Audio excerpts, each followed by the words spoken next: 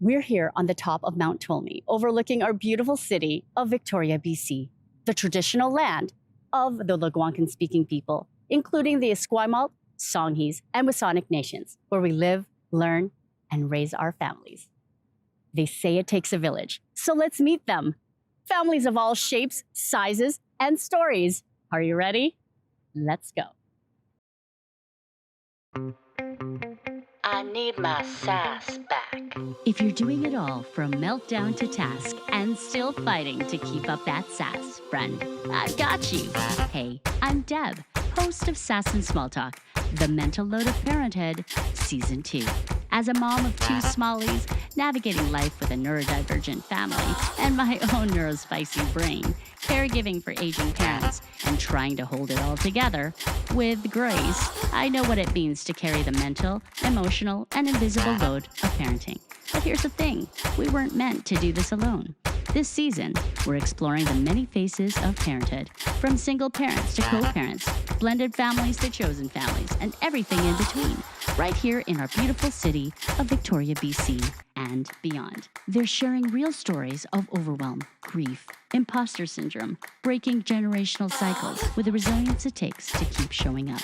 Real parents, real families, real stories, because it takes a village to raise a child and a community to raise their parent. Darling, I need my sass back. welcome back to Sass and Small Talk, the mental load of parenthood. I'm your host, Deb Bellino, and it seemed very fitting to kick off this new season with today's episode, one I hold very close to my heart. We often talk about longing for something, a baby, a family, a new chapter. But what happens when you finally get what you've longed for? And it's still hard. My guest today is Jenn, a friend, chosen family, really, a fellow mama, and to me, someone who changed the course of my family story. She is an integral part of my village. Jenn is a mom of 2 beautiful children, but the road to get here was not easy, marked by loss, infertility, and a selfless decision that ultimately helped complete not just 1, but 2 other families, mine being one of them. Today, we're talking about what happens after the rainbow, when joy meets exhaustion, when gratitude crashes into anxiety, and when the pressure to make it all worth it becomes another weight to carry.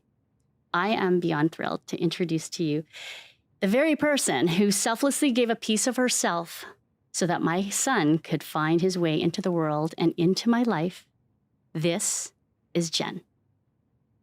Hi, Jenn. Hi.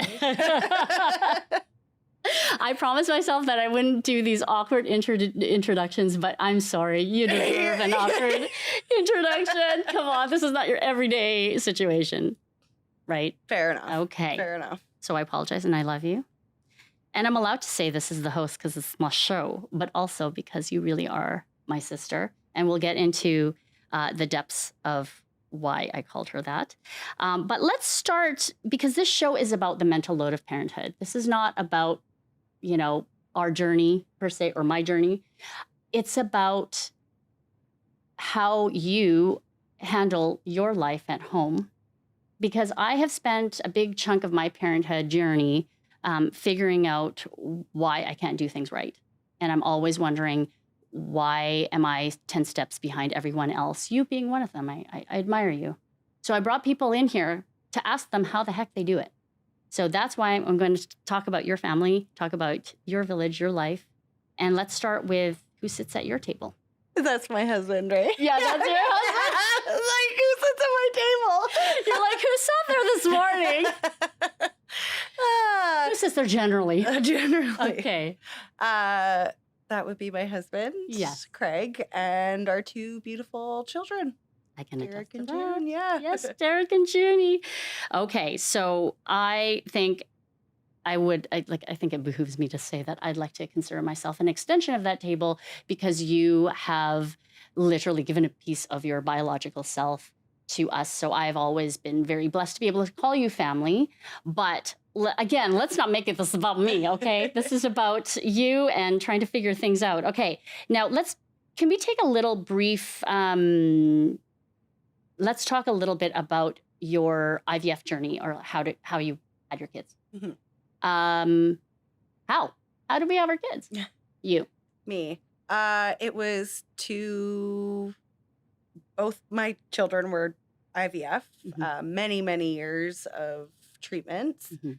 It took about 5 years to have my son and 2.5 to have my daughter. We did many different rounds of different treatments, lots of pregnancy loss, but was finally able to bring home my beautiful boy and my daughter after some time in the hospital, but Time in the hospital. some time in the hospital, yes. During the pandemic, no less. Yeah, not a great time Yeah. to be in the hospital. Yeah. So you will get a very good idea, a very good glimpse at the strength and resilience that this woman has. We'll get into that in a bit, but I just wanted to say you are right now training for a marathon on top of everything else. You had just had surgery earlier this year. Yeah, in January. It's been a lot. Yes, it has been a lot. And you still want to run. Like, this is where I don't see eye to eye with you. I have to run. Okay. I want to run. Okay. Why is that? I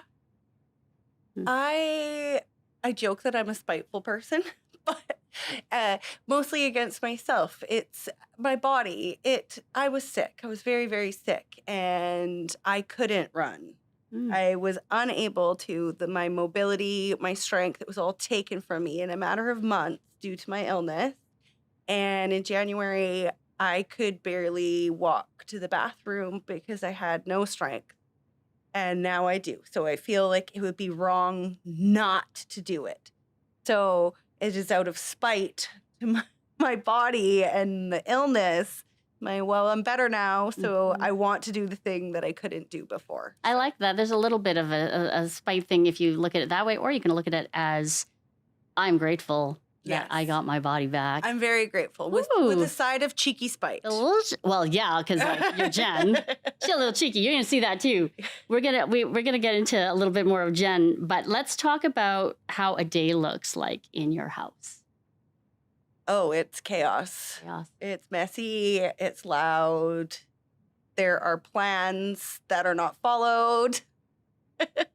I love plans that aren't followed. Plans are not followed. There are plans. It's the executing of the plans that we always struggle with. So. That's with outside the house, not necessarily inside the house. Yeah, I mean, we do our very best. Okay. We do our very best, but sometimes you gotta fly by the seat of your pants. Especially when you have 2 neurodivergent children. So plans change. Yes. Plans change. So. I know that very well. But let me ask you this. Do you also have to battle with your own neurodivergence to some degree? Or is your focus fully on the fact that your kids have the neurodivergence? Oh, it's me too. It's for sure me too. So it's balancing my own mental health and my own neurodivergence while also supporting my kids through theirs. And then my husband's just in the background with this little white flag. I'm here too. I'm here too. Just rallying the troops. Yeah. And we need that, right? We need that. And my husband is also the guy with the white flag saying, okay, come down to earth, everyone. Especially with the plans that don't, Yes. Yeah, I know that very well. All right. So now we're going to talk about something that I came up with this. I'm pretty proud of this little term. I don't know if it's a thing, but the rainbow mom guilt. And what that is, it's a complicated notion of gratitude versus reality. And this is something that I believe many families experience who've struggled with losing a baby or having just general pregnancy loss or even not getting pregnant and then eventually getting pregnant, that when you do, you're not allowed to complain.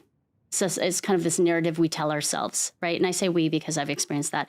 But I want to talk about that unspoken pressure and if you've, experienced it, how you navigate it. Talk to me about that.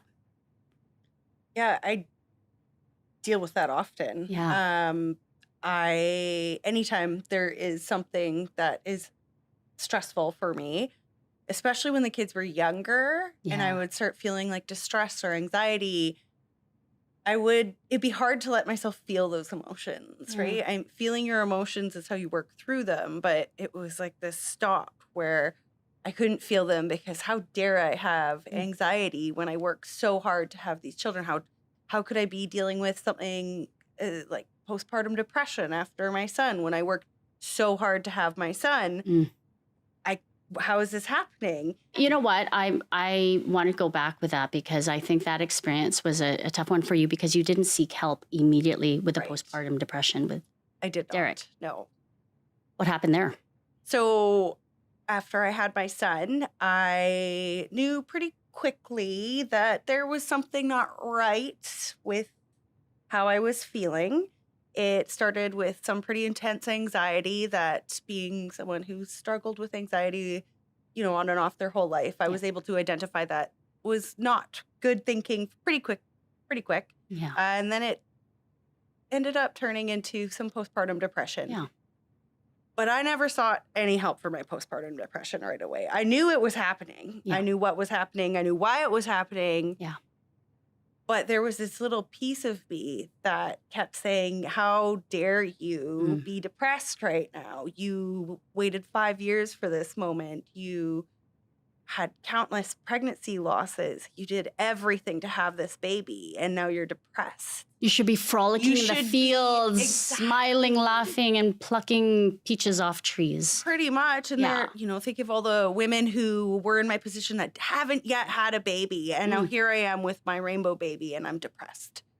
And it took me going back to work, ending up on a stress leave from it, and then another miscarriage before I was finally, my midwife said, you're not okay. And I'm not okay. Yes. And they, being with my midwife at the time because I was pregnant again and having a miscarriage, she said, you need some postpartum psychiatric help. You need some help. And I'm so glad that I did. Thank goodness. Yeah. I'm so glad that I did because, it's easy to say to someone else. It's easy to say to your friend, like, you don't have any control over your brain chemistry. You would have never chosen this. Like, this isn't your fault. But you would have said that to me for sure. I would have absolutely said that to you. I would have said that to any of my friends. It's just a lot harder to say to yourself. Of course. There's a big difference between knowing what is happening and also then accepting what is happening. Yeah. So I find, though, in treating my postpartum and treating my anxiety and working through that, it's helped me become a less anxious mom. I love that. And I strongly believe getting help for my postpartum depression and staying on my medication helped me through my daughter's NICU stay because had I not sought help with my son, I would have never had the strength to ask again. You would have ignored it. I would have just ignored it. I would have just ignored it. I would have told myself, you're so lucky that your baby is alive after all of this. You don't get to ask for help. But I had already done it. So I was able to be like, nope, let's nip this in the butt right now. So I immediately started counseling when my daughter was born. Love. I made sure I was in contact constantly with my midwife and my doctor and making sure my medication was, at the appropriate dosage. And I took really good care of my mental health, which I'm so thankful I did because 2020, everyone's mental health was pandemic. I was in the middle of the pandemic. So I'm lucky in that sense that I was able to deal with it with my son because I was able to deal with it. You gave permission to yourself the next time around. Exactly. And it probably, because it was managed, it probably was, it supported you in a way that definitely was needed so that you could be there for her. She needed you to be as much Jenn and as much mom as you could be while she was in the NICU, because that was some hard stuff. It was hard. But my son needed me too, because I was only 6 months pregnant when I had her. I thought I had 3 more months with him. So all of a sudden he's, in the afternoon with his mom at Butchart Gardens smelling the roses. And a few hours later, his mom is at the hospital having his baby sister, 3 months early. And he needed me too. So it was juggling being at the hospital with my daughter and being home with my son. Yeah. And if I wasn't mentally as mentally sound as I could be in that situation with the support that I had, I don't know how I would have juggled it all on top of the pandemic. On top of the pandemic, where there was, if anyone remembers, there was so much protocol. Like, it was shocking that they let you in the hospital at all. Oh, my husband, I couldn't visit like our daughter at the same time. Craig and I didn't get to see my husband hold our baby for the first time. I didn't get to watch him give her a bath. We weren't allowed to take our masks off. So, she didn't really see our face for the first couple months of her life. It was rough. It was rough, Jen. It's rough. And I don't have words to, when I think hard times, I'm humbled quickly when I think about that time. That was a really hard time for your family, and you still got through it. And I love that you knew you needed help and you went for that help in order to show up. I hadn't even left the hospital yet before I asked to be referred to counseling. I said, nope, this is going to be hard. I haven't even had the hormones hit. I need you to set me up with some help. Immediately, and I'm so happy for you that you did that. You really answered that for me in multiple ways, because I think you managing that guilt, that stress that you've been placing on yourself, you managing that. My question was like, how did you manage it? But you managed it by just doing it. You faced it the way you needed to. And it was raw and it was real. And then you did it a second time. And you probably now, with the kids older, whenever you need that kind of support, no question, you will deal with it. You will immediately deal with that. Now, just going back to like not just postpartum depression, but like even just the guilt of feeling overwhelmed at home and the days aren't easy. What are some like ways that you managed those moments of rainbow mom guilt? What do you do about it? Like, do you just accept? Have you learned to just accept? Like, I can feel, angry. I can feel frustration like every other mom. Or do you still struggle with it? I think I still struggle with it. Okay. An imperfect human. Yeah. So, a lot less so. Significantly less than when my kids were little. Mm-hmm. I had a lot of moments where when I, late nights crying and you feel frustrated, like, just please go to sleep. I just need to sleep. And then, they do finally sleep. And now I can't sleep because I'm laying there feeling guilty that I was just frustrated about not getting the sleep. And then, I start to spiral. You wanted this for years. There's women that have tried just as long as you, and you have your baby, and now you're frustrated because you can't sleep. Like, how dare you? How dare you? How dare you? That still creeps up on you. It's less now. Okay. It's less now. And I do something now that I did a lot while I was trying to have babies, is that recognizing that we can hold two conflicting emotions at the same time. You can. Two things can be true. Two things can be true. Yep. And a thing that I used to say to myself a lot, and I'm sure you did too, was that I can be happy for my friends having a baby and sad for myself that I am not. And so if I was able to hold both of those emotions before, I should be able to do it now. Yeah. Right. And I was able to do that for them. I was able to be happy for my friends and sad for myself. So I should be able to then be sad for myself and happy for myself at the same time. I love that. Should make that into a book. The truth is, we live in this world where we're like one or the other, but you're right. Two things can be true. And you can still be a good mom and still have hard days. Mm-hmm. And that you're not excused just because you had a harder time having these babies. So I love that you said that, because and I can attest to that you absolutely, there was a speaking of guilt, this is just kind of aside, but when we got pregnant, after you had donated your egg to us, and you struggled shortly after because we had these big plans, these big grandiose plans of having our babies at the same time. And the cool thing is that we had all these, not the cool thing, but the crazy part of this is that we actually planned, we actually sat there and thought we were going to have photos together. What are you going to wear for our photo shoot? We just had these ideas, and life took another turn. And I was able to get pregnant and have a healthy pregnancy, and you suffered another loss. And there was so much heartache on my end for that. And the crazy thing about this girl is that you were worried about me feeling bad. I didn't want you to feel bad. This is just like true testament to the kind of person you are. Okay, so then let's talk about this, because I think it's really important that we understand why the heck, with everything that you've been through, why would you even think of going through the process of IVF again for another person? Take me out of the situation, just the fact that you want to do it at all. What kind of thing did this give you?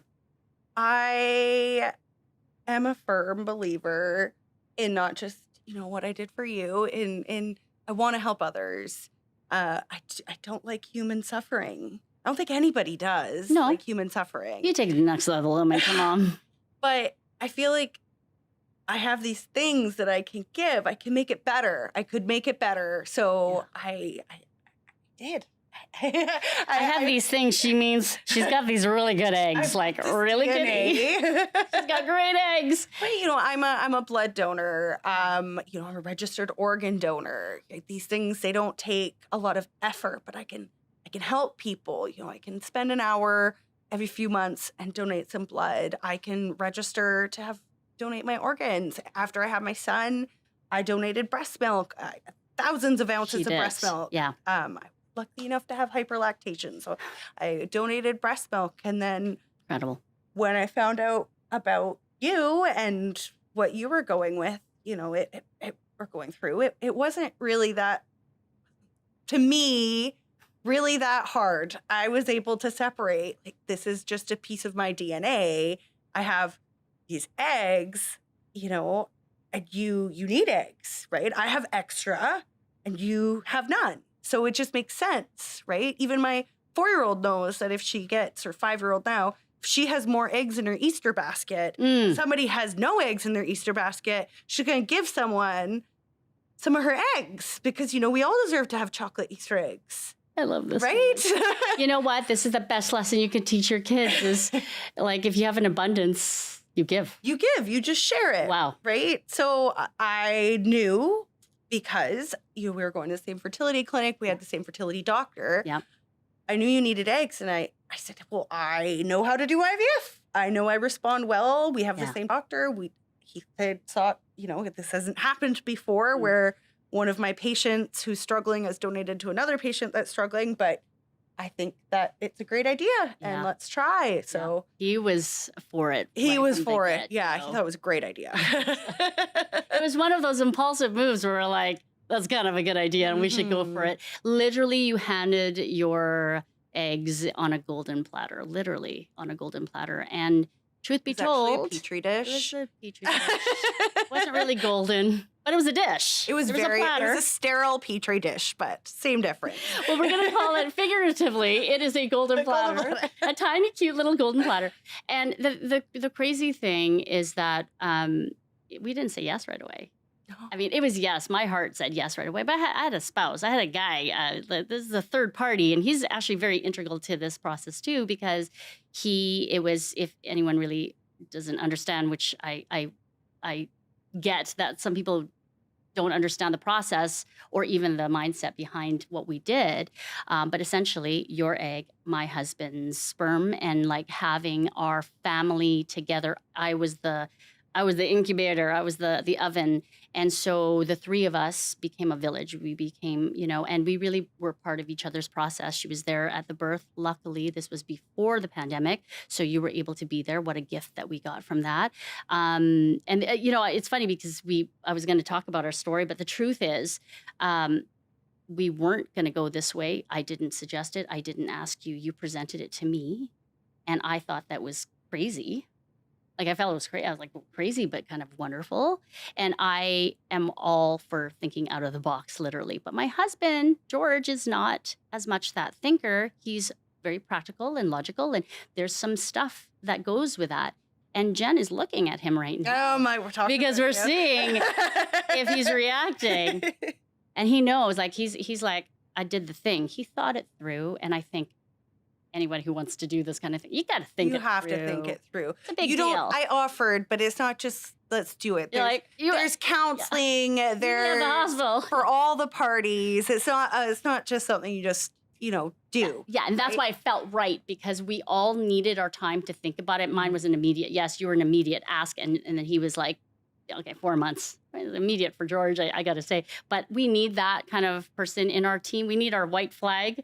And he was there to say, okay, let's weigh out the consequences, or let's weigh out what can happen. More disappointment. Like, there was no guarantee. You too had loss. So what can we guarantee here? Well, life is not a big guarantee. We have to take our risks, and we chose to take the risk. So really quick with my story, just so you can understand the reason behind Jenn offering, but we had 9 miscarriages. 4 of them were in our second trimester. We had quite a few years of struggle with my second child, or with my first child. We actually were able to meet one of our babies that we had. And so it was, especially the second trimester losses was really confusing and stressful. And so you really were my village, my community. And this show is about community and how we all pull together to kind of support each other. I never felt alone in this process as soon as I reached for help. That's the biggest thing. And we joined a group. That's where we met, a pregnancy loss group here in Victoria. And our beloved friend, Charlene, headed this foundation. And unfortunately, she passed away right before the pandemic. And, we were able to, the gift of the sisterhood of, I guess we called ourselves mamas of loss, or lost moms, lost families, lost parents, like just all the losses of babies that we rarely speak of.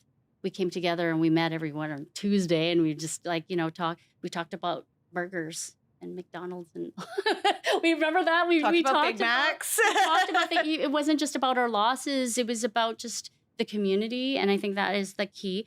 So then she offered her egg. We had a successful pregnancy. It took me months and months and months and months to feel safe and admit it. And then while we, like I mentioned earlier, we had our beautiful Jenn trying, and it didn't work out. So there was a lot of that emotional distress there on both ends. And then we have our beautiful son, who looks exactly like Jenn, as luck would have it. She just a beautiful relationship. She is our godmama to him. We wanted this to be open, and we had extra embryos to give. And you taught us the gift of giving, so we give it to another family who adopted, and they also wanted an open relationship. So my daughter, who we always knew there was struggle with neurodivergence, she has autism and many other things that we need support for her as far as knowing safe community. So we always wanted siblings. And then we got our siblings, and not just one, but now 5, because of this beautiful gesture. And it's beyond a gesture. I mean, there's got to be a word for it in the dictionary, but it's not gesture. It's bigger than that. So I do thank you for that. But now it's your turn. Now, we talked a little bit about the fact that you did IVF with both kids. You had losses throughout. Is there anything we missed through that journey? Because I do want to talk about a little bit about how that shaped you as a mom. I know it's a loaded question. What's your story? What is your story? It was, I don't want to say a typical infertility, but yeah, I had infertility. I did IVF and had my son, and did it again after I donated eggs to you. I did a second round of IVF to have my daughter, and we thought things were smooth sailing, and then I tripped and fell. That's so. It was the most fluke accident, but I fell while camping onto my stomach, and just where my placenta was situated, I caused a placental abruption. and had to deliver my daughter at 28 weeks via emergency C-section. And it was really scary. She was in the NICU for 2 months. It was a really hard 2 months. We're very lucky for all the support. As you know, near and dear cause. I talked earlier about being a blood donor. I also work for Canadian Blood Services. My daughter received a blood transfusion when she was a baby. So giving is what kept my daughter here, right? Giving is what saved my baby. There's the full circle right there. Giving is the whole reason that my baby even exists. I don't think we would have been able to do a second round of IVF had I not donated eggs to you that, helped us with being able to do our second round of IVF through the clinic because of that. They gave some support because of my generosity. We were able to do another round, which is amazing. It's so amazing. Yeah. And then, being in the hospital, my daughter receiving blood products is another, some random stranger, some random person who I will never meet just took an hour out of their day to save my baby, which is amazing. So I think, a huge part of my journey has just been other people, just been giving and receiving. Giving and receiving. Giving and receiving, giving and receiving, and just leaning on my partner, leaning on my friends, so. I love that. And it's true, just going back to like the giving and receiving in the blood. I mean, I would not be here. It was a complicated birth story for me. I lost a lot of blood. I think it was close to 4 liters. I'm only made of 6, and so not good. But it was with the transfusions that saved my life. I wouldn't be sitting here right now and I wouldn't have my son had it not been for the generosity of donorship. And is that a word? Donorship? Donating? No. Donating, yeah. Because of our generous donors. Yeah. Yes, our generous donors, and it's kind of amazing that you work for the Canadian Blood Services. I mean, just incredible that, it's just full circle. The whole thing is full circle. So I can see why generosity fills your heart and fills your cup. And so I love that this is the open story that we can talk about. But how do your kids handle the fact that you shared a story with other families? Do they understand yet? We're working on it. My son does understand. Yeah. Being in a medical background, I've explained it very science-y to them. Yeah. We actually last week, believe it or not, pulled out my giant human anatomy atlas because It's big. It's big. It's a huge book, and I love it, and it's beautiful with illustrations. But I was explaining to Derek about how Isaac, he's related to you by blood, and then I said Debbie and George, and I explained it very, very scientifically because I'm not going to explain the birds and the bees to my children, but I said a lot of people are able to make babies in their home. Yep. I was like, Mommy and Daddy couldn't make the babies in their home, and neither could Auntie Debbie and George. They struggled too.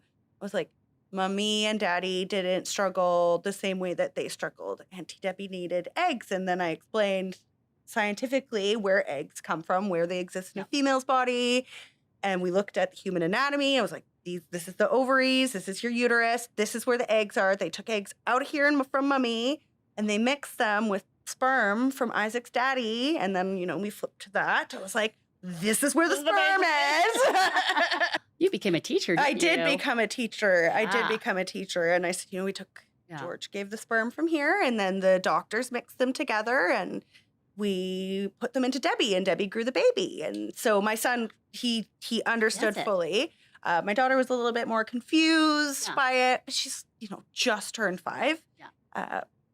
My son did ask afterwards how we got the sperm into the uterus at home. Uncle George answer that. He's like, how do people make them at home? I was like,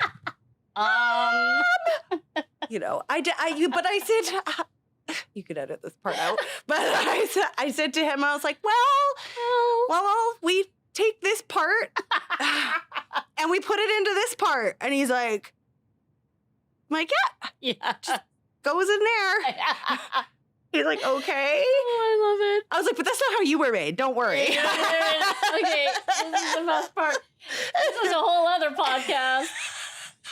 Oh my gosh. I always look at the human anatomy book. I He's love like, it. how does that go? And I was like, well, I mean, you're almost 9. I might as well. Absolutely. Scientifically speaking, Yeah, like, scientifically don't make it weird. Come on. Don't make it weird. It's not weird. I'm so supportive of this that I'm probably going to send my kids over to you because, as it stands, Auntie Jenn laid an egg for us, according to my. Oh, they think I'm a chicken. I think you're a chicken. They think I'm a chicken. I mean, a really cute chicken, like a really attractive chicken. So every Easter we have this, we pay a homage to Auntie Jenn, or Ninang Jenn is what we call you, that you gave the ultimate Easter egg. Did you? I'm going to start messing with your kids, and I'm going to start showing up with eggs and just be like, I laid this. I just laid it. Here Would you you go. like one? Don't worry, there's not a baby in it. Or maybe there is. So I love that because there's just this is the openness, and this is the village section of this, because we feel, not we, like society in the past has always seen this as like, oh, faux pas. Yeah, We don't talk about this. But I love the idea that we are truly like this is an open situation. We took open to the next level, open relationship. Oh, to the next sure. And honestly, if you think about it, even our story is being generous. We're giving our story to other people who are struggling in silence. Like the number of times people have asked about my kids, and I will right away say, yeah, I have 2 kids, my beautiful children. They're both IVF. And the number of people have been like, you did IVF? Like, you did what? IVF? And then I learn of all these people going through struggles, or, I'll mention that, but yeah, my kids, I've got 2 beautiful children. It was hard to get here. I did suffer a lot of pregnancy loss. And then I had a miscarriage too. Mm-hmm. Right. And it's just, people just don't even think they can talk about it. Yeah. So I think that just sharing our story is being generous. I think so too. And this took a lot of struggle for me too, and worrying about kind of honing it back to the shame of being honest about what happened. I mean, you look at my son, and if he resembles you, like there's going to be a lot of, but the truth of the matter is, like, there is no shame on how this happened, because it was a beautiful gift. It was the true essence of the village coming through. The village of one party came and knocked on our door. And the fact that we're sharing the story, you're right, is generous, because then we can give permission to the others who are not necessarily to say, like, go and find yourself egg donor. And we're not trying to promote. No, we're not This. trying to promote egg donors. It's but we're promoting not suffering in silence. suffering. Yes. Silence. You don't need to suffer in silence. This isn't shameful. Like, no one is Doesn't going to have to bat an be. eye about declining a sweet because they don't want to mess with their blood sugar, right? About their diabetes. No one is going to feel shameful saying that, right? No one's going to feel shameful asking for a Tylenol because they have a headache. Yeah. But all of a sudden, a woman or a man is suffering with fertility, and it's, right? Yeah. It's, And the fact that there's so many people out there that are just dying to build their family. And adoption is a beautiful gift but it's not easy either. It's so hard. We tried that process, and it was just so difficult. And again, it's not about the process and what we did, but it's the idea of being able to talk about it and feeling. And this is what I love about Victoria, is that there is a strong community of people who are out of the box thinkers. So it's not a very, we can't talk politics here, but the kind of environment we live in is a little bit more free, free thinking. And so that's probably why I was really inspired to have not just you here as my first guest, as my special guest here on the show, but the fact that this is the ultimate village story. And that's what Sass and Small Talk is all about, is like calling on our village and bringing in, calling in the troops, because we need one another and we need each other's stories. And this is a very unique story. It's not an everyday situation. And I still have friends that are like, I would never have done what you did, but I have a new understanding. And thank you for teaching me. So the education portion of it that we never really got in our upbringing, right? no. Right? I didn't even realize that I could have Yeah. fertility problems until I got older and started having fertility problems. Yeah, I never would have. Never would have guessed. No, never would have known that that's an option. I already had it in my head. I was going to have 5 kids. They're going to be spaced out this much. And it just goes to show that we cannot control everything, and we have to kind of go with what we have, go with the flow to some degree. But that's where we have to be okay with reaching out for the help and leaning on each other. Saying yes to you was the biggest, like most humbling process for me, was saying yes to your help. And in general, parenting, it's hard to say yes or ask for help. And people sometimes struggle giving it too, because Yeah, that too. they think, I mean, I know donating eggs is a big thing and it's a big generosity, but doing something generous for another person doesn't have to be big. It doesn't have to be expensive. It can just be sharing your story with them, or going and taking an hour and donating some blood, or, you know, throwing $1 into someone's little basket because they're hungry and they, you know, are asking for food. Like, it doesn't have to be a huge grand gesture. You can just help people in little bit ways every day. Yeah, like taking the bus all the way from the city into downtown to come sit with your sister Right in after a work. studio, right after work, you're wearing exhausted. her fabulous scrubs. When I'm in my scrubs. She knows she's going to wake up at 4 o'clock in the morning, and she still did this for me. That's love.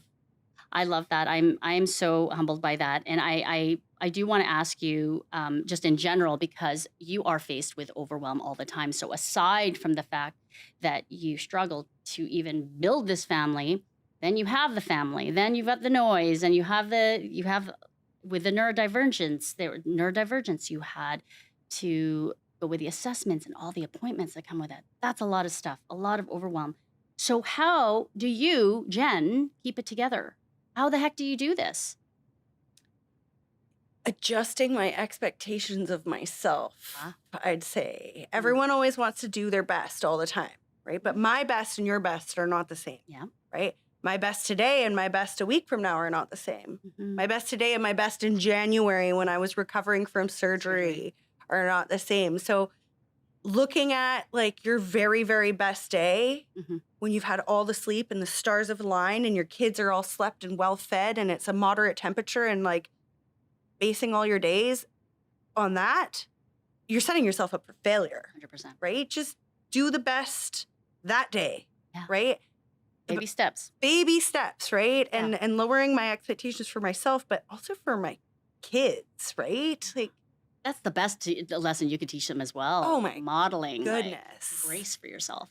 Absolutely. Like, I always tell my children, like, I don't care how good you are at anything. I just care that you tried. Yeah. Right? I think that's the same for my kids. They just want to see that I am trying. They want to see me show up. They want to see that I love them.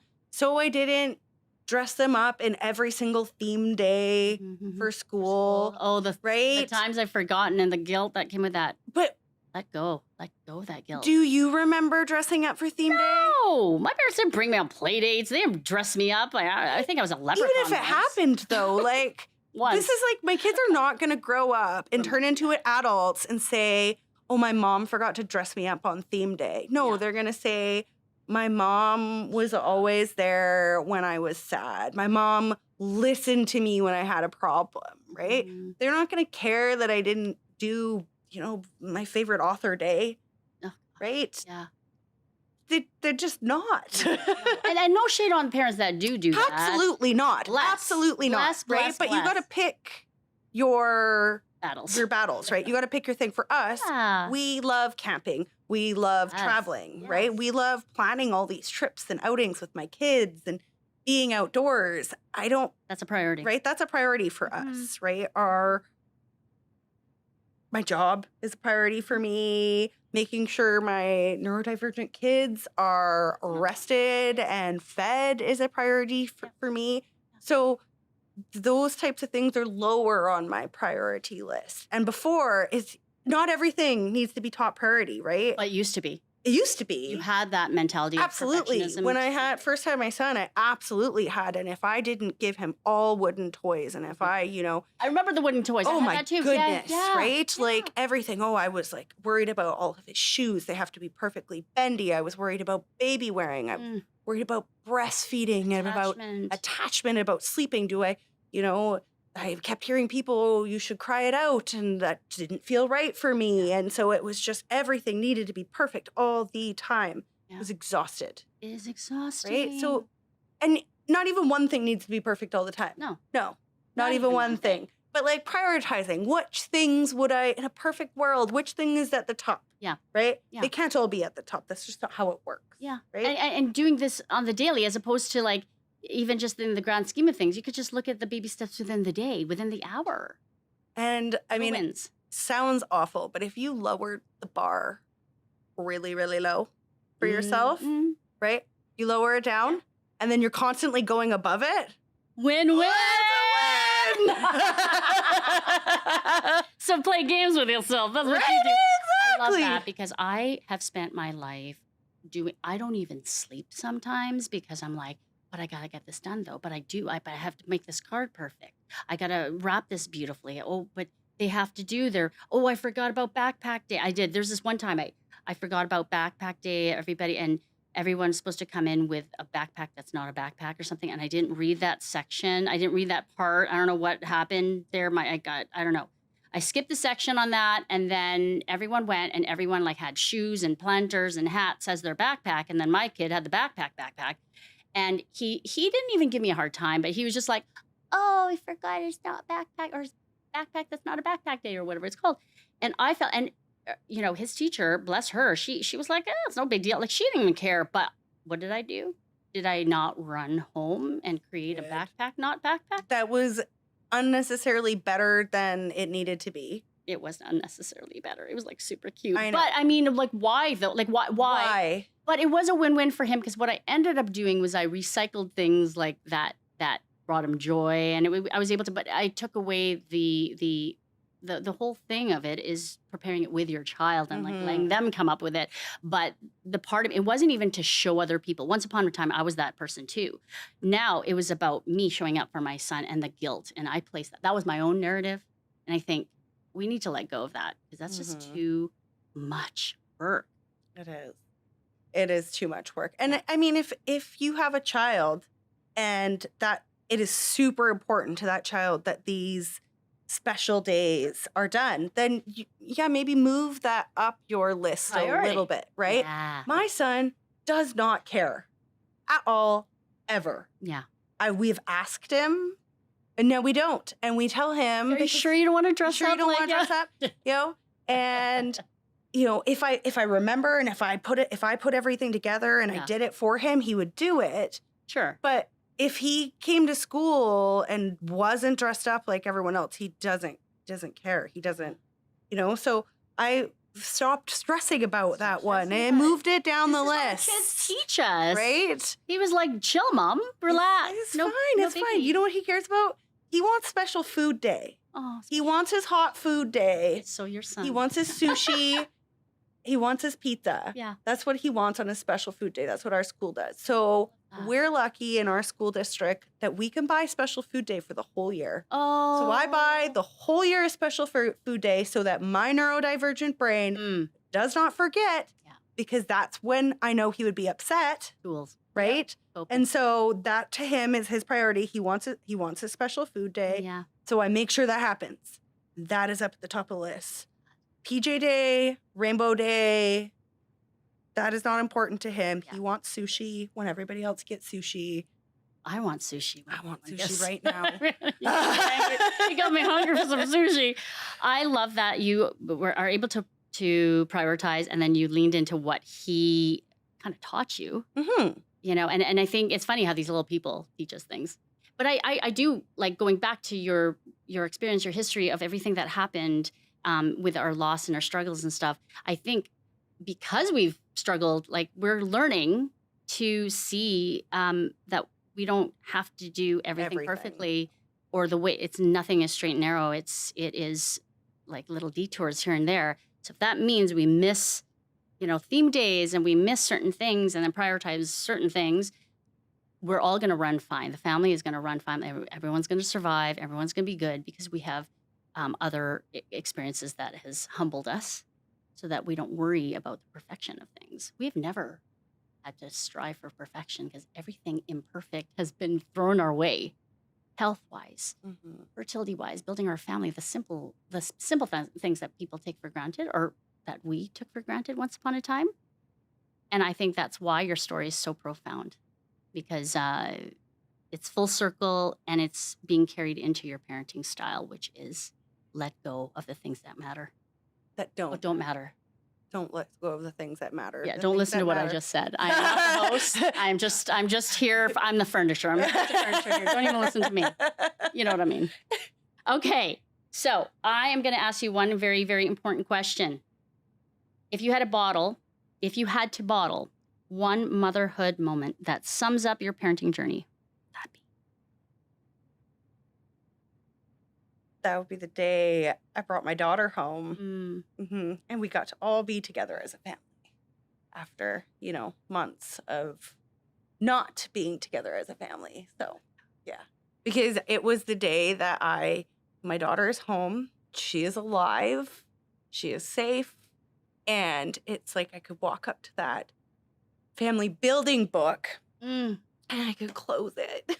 Oh. And I could put it on the shelf. Yeah. And I didn't have to open it again if I never wanted to open it again. Yeah. And I was like, okay, from this day forward, we can go forward. Yeah, we can move forward. We don't. So that was that was the best day. We super corny, but it was 2020. We hired a photographer to be at our house for us so that I could capture, I remember. I could capture the look on my son's face when he saw his little sister for the first time. So that was like the most special day. And Deb will remember that we made a little detour on our way home. A little tiny baby detour. A little teeny tiny baby detour. Yeah. And I showed up at your house with my baby you didn't know was released from the hospital yet. I had no idea. It was supposed to be happening soon, but I didn't know it was You that didn't know soon. it was happening. Yeah. And I was wearing my muumuu. Yes, because your husband, bless his little heart, did not tell you to put something nicer on. Yeah. I had to give him the eye because I remember that moment, but I cared for a second because I'm like, there's a photographer hiding in the bushes. And she's going to capture this incredible milestone moment, and I'm wearing a muumuu. You looked beautiful in your muumuu. I didn't. You looked so good. But you know what was great about it is that I could just burrow my face into your shoulder. Actually, it was probably lower because you're much taller. Yeah. And the baby was in, baby June was in your arms, and the excitement that Isaac felt coming in, and Ella, like everyone was just so excited to see her come. And I'm so honored that you took that detour. But yeah, that is a milestone moment. I'm gonna bottle that up as one of my motherhood moments too, because that really was our full circle. It was. It was family. Both of our families are complete, and now let's shut that book. We don't have to do fertility treatments anymore. Yeah. We don't have to worry about pregnancy loss anymore. And now we are opening now I have 2 kids and I have to balance everything book. Yeah, then we have to talk about teenagehood. Nobody warned me that book was so thick. Really big. It's a really big book. And I can barely finish books as it is, so that was a little bit. Do they have it on audiobook? Be easier if they did. That is a tool. Audiobooks is the way to read books these days with our brains. Absolutely. Sure. Okay, so we're veering off because I need to get you home in bed because you have been so kind to come here and share your story. So we're going to do this thing called Fast Round, which is Spill the Sass, because this is Sass and Small Talk. You are going to tell me the first thing that comes to mind when I ask you the following questions. Are you ready? Okay, you can do it. You can do this. You can do this, Jen. One word to describe your parenting style today. Messy. One thing you secretly let slide. Bath time. Bath time.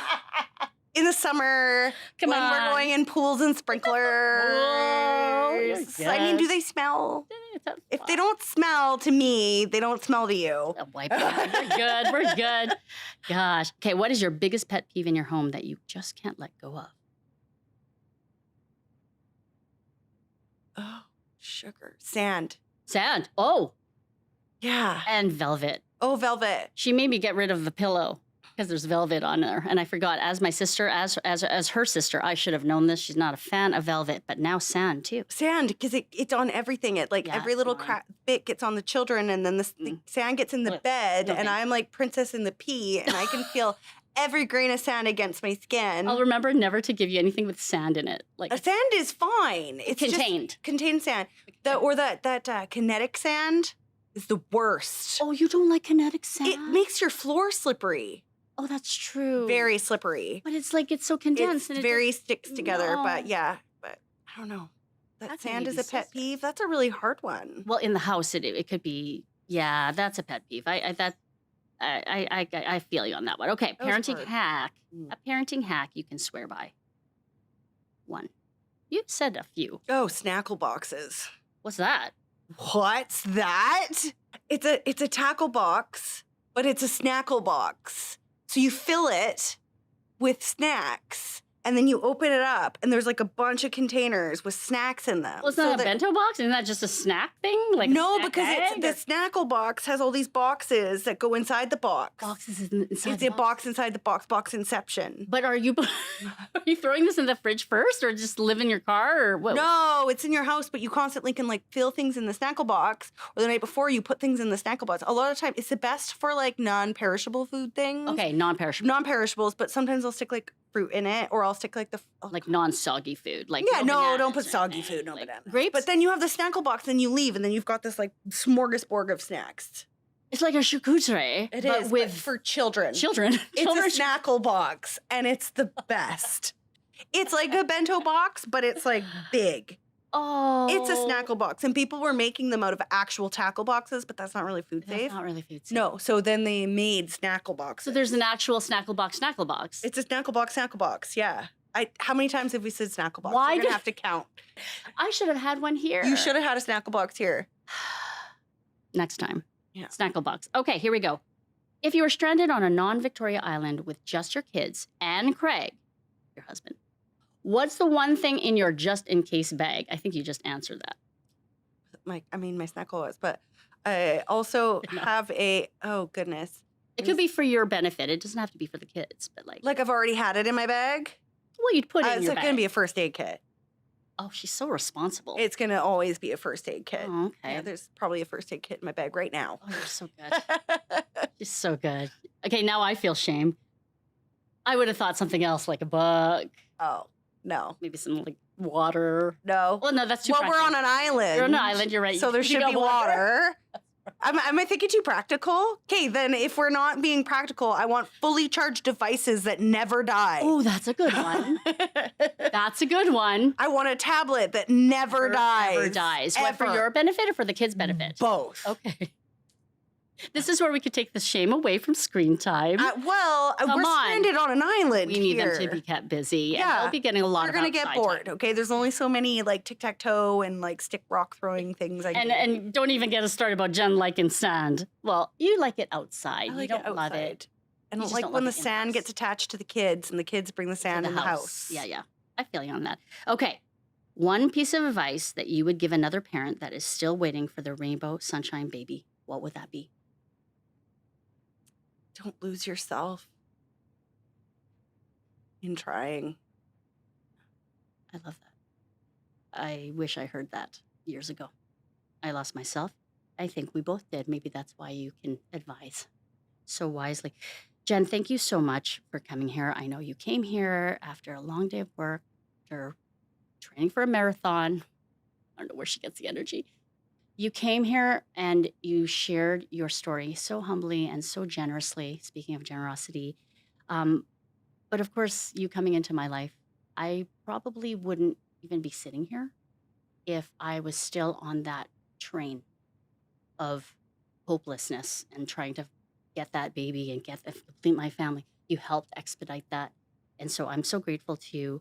But also today, you shared your story of what life really looks like after the rainbow, which will serve so many families, people who haven't even experienced loss or who will never experience this kind of loss, baby loss, pregnancy loss.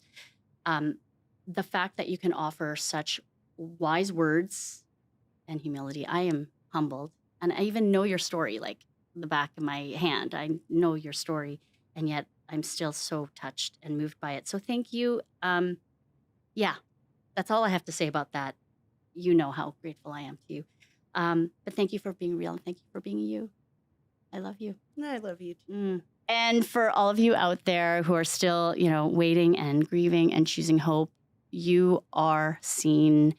You are not alone. And I thank you so much for joining us here on Sass and Small Talk, the mental load of parenthood, because it does take a village to raise a child and a community to raise their parent. And we'll see you on the next episode of Sass and Small Talk. Bye. Oh my God. How did we do it? We did it. We did it.